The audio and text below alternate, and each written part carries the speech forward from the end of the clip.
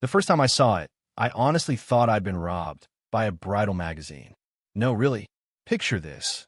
It's a bleary-eyed Saturday morning. I've barely got one boot on, and there, standing in the middle of my pasture like some kind of fever dream, is a full-sized white gazebo.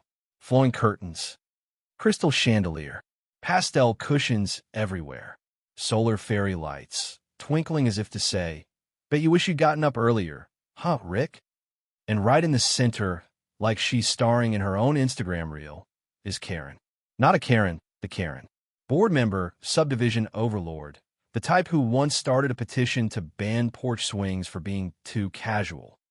There she is, cross-legged, sipping cucumber water like she's the undisputed queen of the countryside. And when I march up, eyebrows halfway to my hairline, she looks me dead in the eye and chirps, "Oh, it's just a few feet onto your property. You weren't using it anyway." I'm not kidding. She actually said that. Like my land was a slightly overgrown patch of public park, not, my home. That's the moment I knew I wasn't dealing with someone who made a mistake. This was a person with a death wish for peace and quiet, and for once, I was about to deliver. You want the backstory? Fine. My place is a modest little farm right outside suburbia, close enough to hear lawnmowers on a Sunday, far enough to forget they exist. My days are simple: strong coffee, feeding the chickens, checking the fence. No HOA meetings, no passive-aggressive Facebook groups. Just me and the land. Or so I thought. That morning, the sun hadn't even finished stretching when I spotted that thing.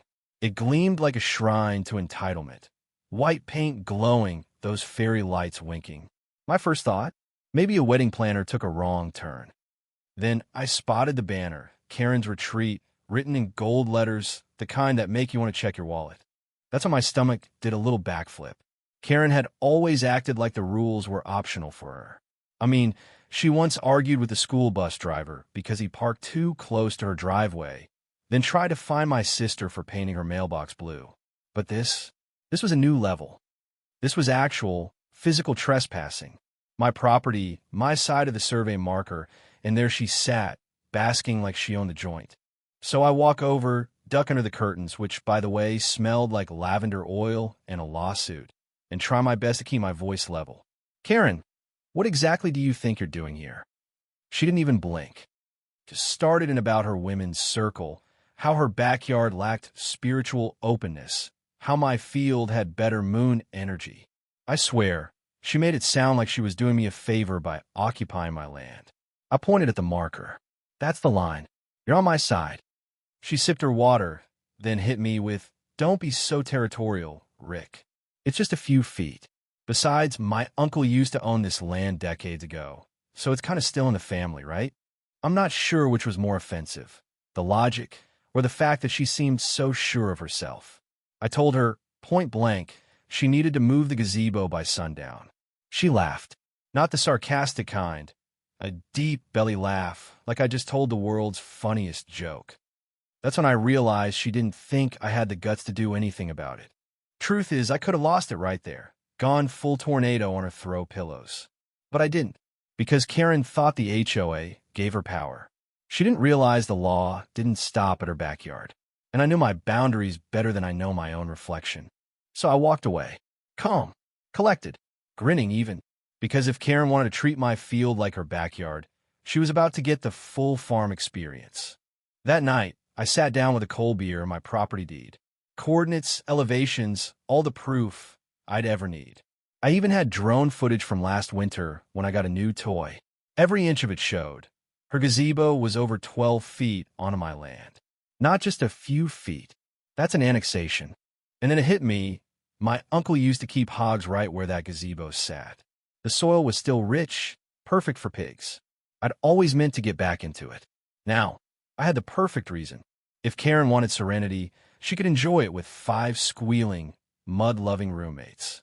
Next morning, I didn't say a word. I just walked the line, measuring tape in hand, pounding stakes, one right on the boundary, one where her gazebo's front leg stood. When Karen asked what I was doing, I just smiled. Making plans. Big changes coming.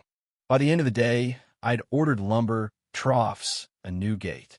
Called my brother Clay. He's a contractor, and a master of poetic justice. The moment I told him the story, he was in. Meanwhile, Karen kept hosting her little passive-aggressive picnics. Loud music, scented candles, a dog in sunglasses. Her guests waved at me like they were on safari. I waved back, just being neighborly, you know?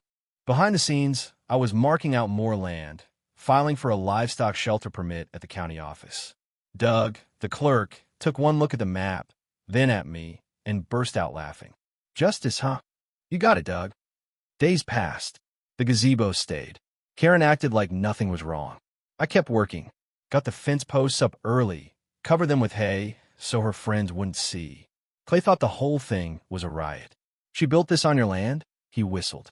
You know what you have to do. The pigs arrived that weekend. 5 of them. Mozarta, the ringleader, and her rowdy crew. By the time they got to their new home, the gazebo was about to become the noisiest spa in town. Karen had no idea what was coming. By the time she did, it was too late to undo it. Because when you trespass on a farm, the farm fights back. The next days were a blend of quiet work and public theater.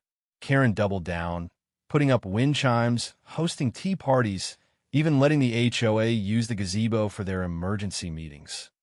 Meanwhile, I finished the fence, checked my paperwork, printed satellite photos, and highlighted every coordinate. Dropped it all off at the county office.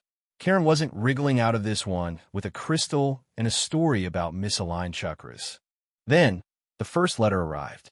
An HOA cease and desist, accusing me of environmental hostility and aesthetic disruption. Signed by who else? Karen herself. I laughed so hard I nearly spilled my coffee.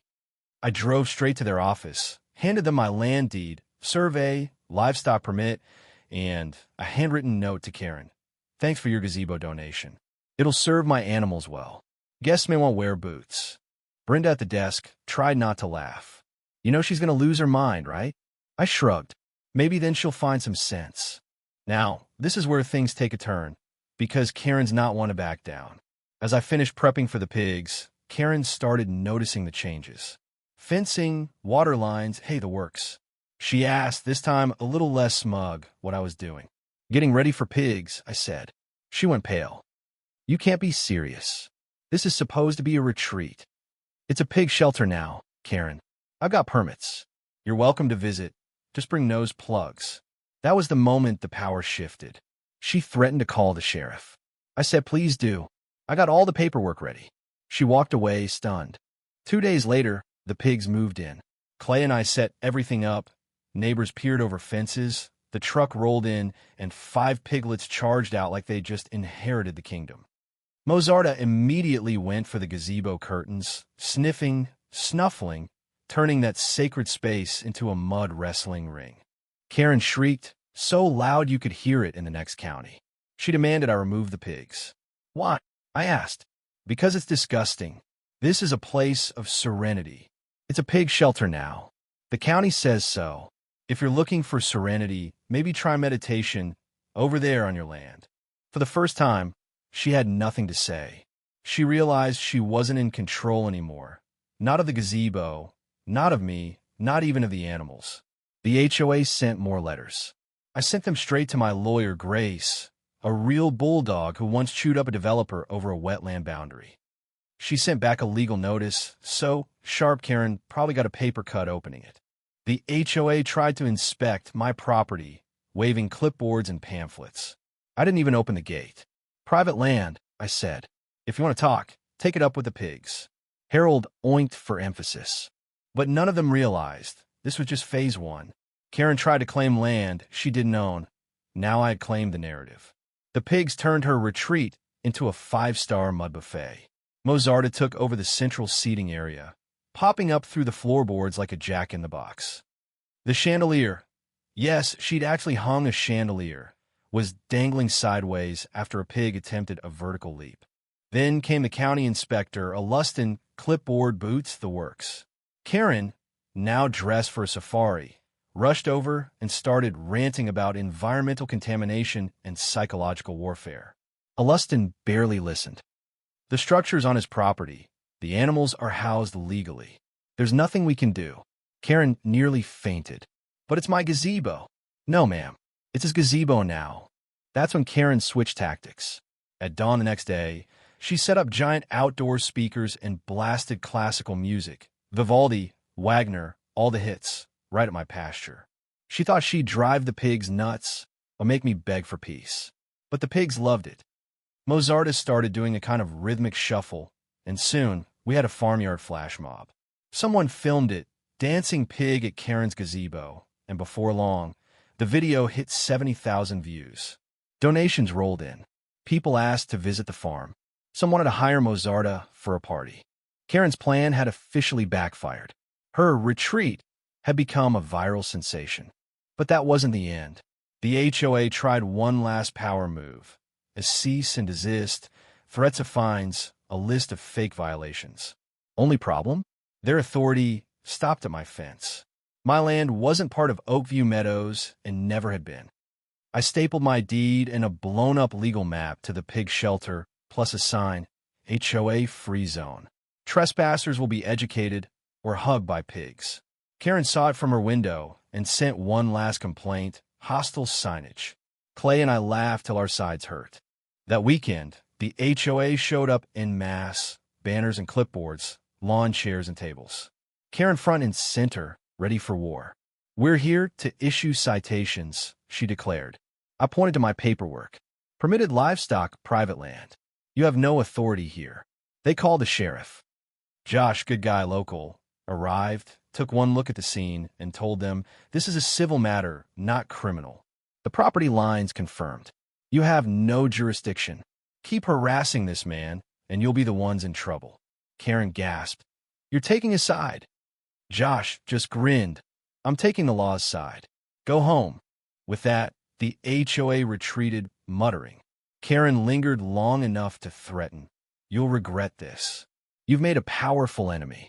I called after her. You made yourself powerless the moment you built your ego shack on my land. Here's where the story twists again. The neighborhood turned on Karen. Her own board started whispering about a recall vote. Some members even stopped by to apologize. An elderly couple brought me muffins. Oakview isn't all bad, they wrote. Kids visited the pigs on weekends.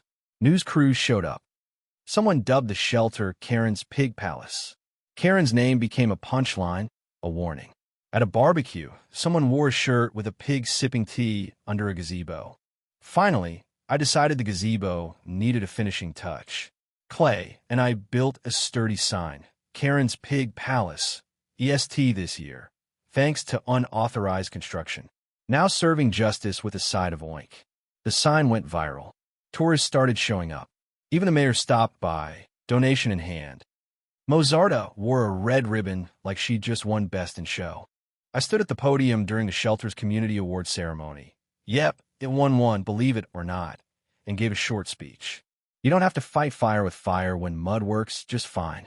The crowd cracked up, pigs squealed, cameras flashed.